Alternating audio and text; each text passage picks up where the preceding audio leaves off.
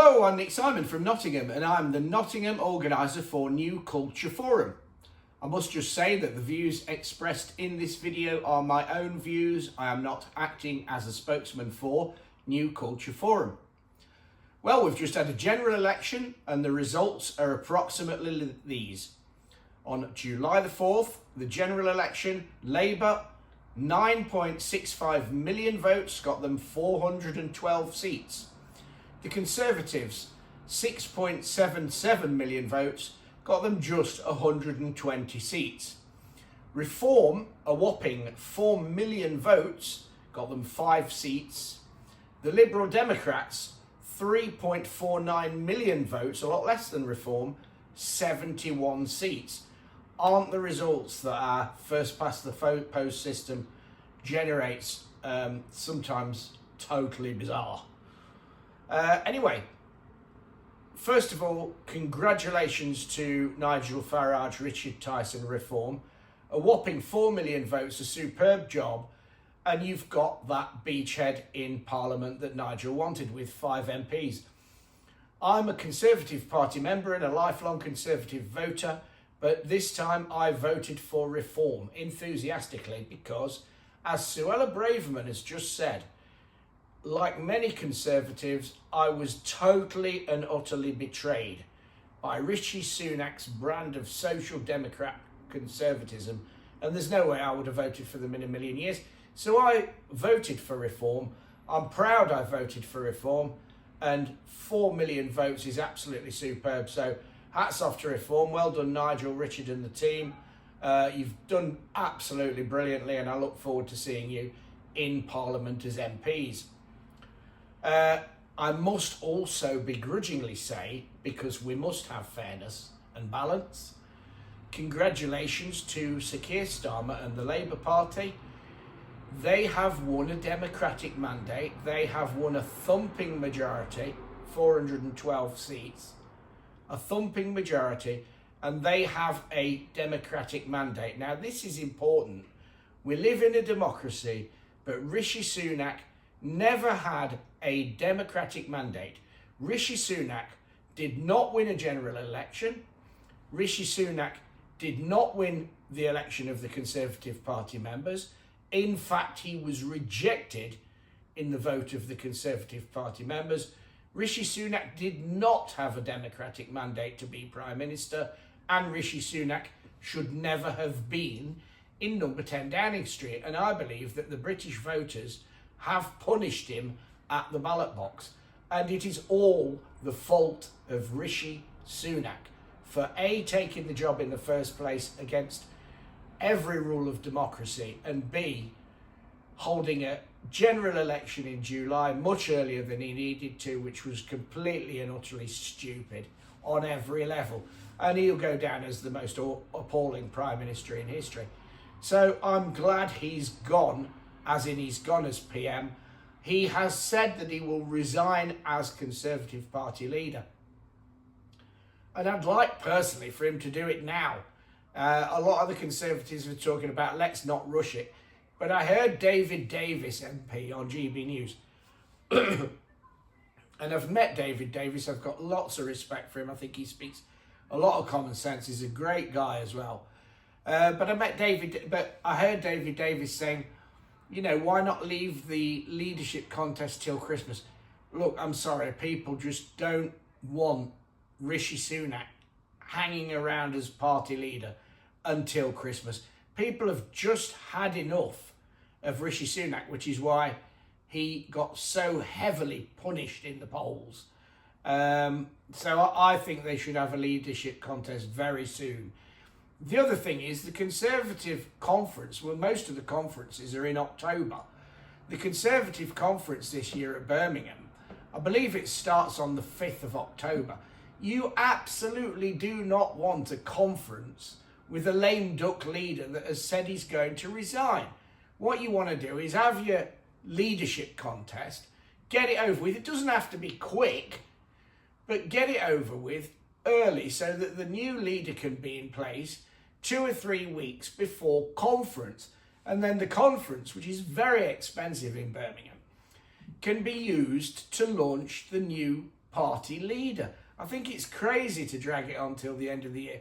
Absolutely the last thing people want is Rishi Sunak hanging around like a bad smell as party leader until the end of the year. So anyway, I've said congratulations to Reform. I voted for them and I'm so happy that I did. A begrudging congratulations, but you have to say it to the Labour Party. They've won a democratic mandate. But what of the Conservative Party's future, having been virtually destroyed by the actions of Rishi Sunak?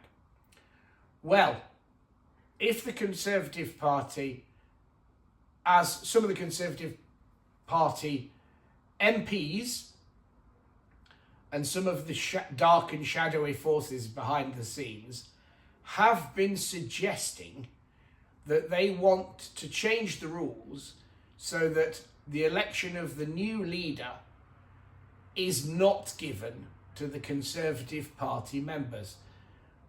This will finish the party. This will end the party. The Conservative Party members have already suffered having been forced to have Rishi Sunak as a leader when they voted against him. If the Conservative Party members are again denied a vote on the leader, they will simply leave the party. And when all the Conservative Party members leave the party, there will be no more money and the party will collapse. So anyone suggesting this totally anti-democratic idea really wants the head testing. The Conservative Party members must, I repeat, must vote for the new leader. Now, what normally happens is the Conservatives have a leadership contest and it's whittled down in Parliament to the last two. The last two then go out to the membership and the members vote, and I've done so in the past. The members vote for the new leader, which is the right and proper way to do things. Now, one of the biggest issues in this general election was and is illegal immigration across the channel, which obviously has to be stopped. It's incredibly dangerous for everybody taking part in it. People's lives are being lost, and we should not be in the situation where thousands of immigrants come in illegally in small boats across the English Channel. This must be stopped. Now, there's a very obvious point which is true, and it's not a matter of opinion. This is a simple fact. Excuse me.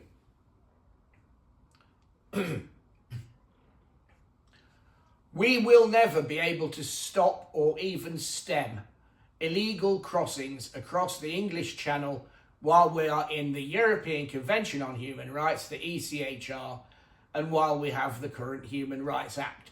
In order to stem or stop completely illegal immigration in small boats across the Channel, we need to leave the ECHR and we need to scrap the Human Rights Act. That is a simple fact.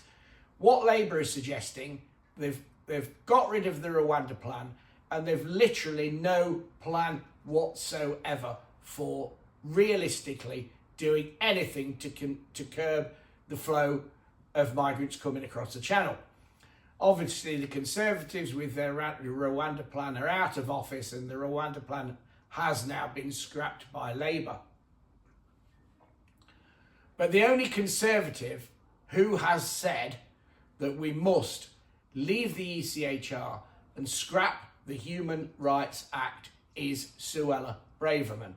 Now, Suella Braverman will, I'm sure, be in the Conservative leadership contest, and if the Conservative leadership contest goes to two and one of them is Suella Braverman, the members will overwhelmingly vote for Suella Braverman.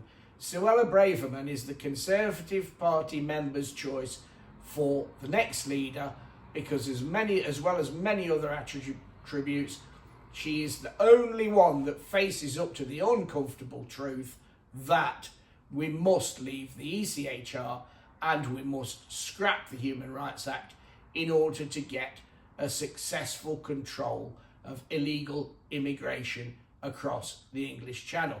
So she's the only one that's coming out and saying it how it is, and she must be in the last two. And if she's in the last two, she will win quite comfortably among the members. If the party conspires in Parliament to gang up against her so that she doesn't make the last two, once again, I think that'll be the end of the Conservative Party, because members will leave in droves. Now, the other thing that makes Suella Braverman apart from the other candidates is Suella Braverman has said that Nigel Farage and Reform would be welcome in the Conservative Party. I believe that Suella Braverman would, as leader, broker a merger of the Conservative Party and Reform. So the policies that Suella Braverman would set out would be very, very similar to Reform, but I think she would keep the Rwanda plan in place. But other than that, the policies would be very similar to Reform. I believe she would reach out, and I believe that the two sides would merge. This would create a vote share that would have beaten Labour at the last general election in terms of number of votes. This will create a massive movement, the merger of Conservative and Reform. And I believe if there was a merger of Conservative and Reform, the leader should be Nigel Farage, the deputy leader should be Suella Braverman, who would also probably be Home Secretary or Shadow Home Secretary. Richard Tice should be party chairman. And basically you could call on Suella's parliamentary experience, but that would be a machine that would reflect the ordinary people's votes. So the Conservatives combined with Reform at the next general election would absolutely wipe out the Labour Party. But watch this space. Will Suella Braverman get cheated out of the Conservative Party leadership, or will the Conservatives wake up, smell the coffee, realise that they have to respect their members, there has to be a democratic leadership ballot among the members. Suella Braverman, if there is, will then be elected as leader, and I believe she may well merge the Conservative Party with Reform. Right, if you like this video, and I hope you do, please, if you've watched it on X, repost it. I want as many people to see the video as possible. If you've watched it on Facebook, please share it. Again, just trying to get as many people as possible to see this video. I hope you've liked the video. I'm Nick Simon from Nottingham. Bye.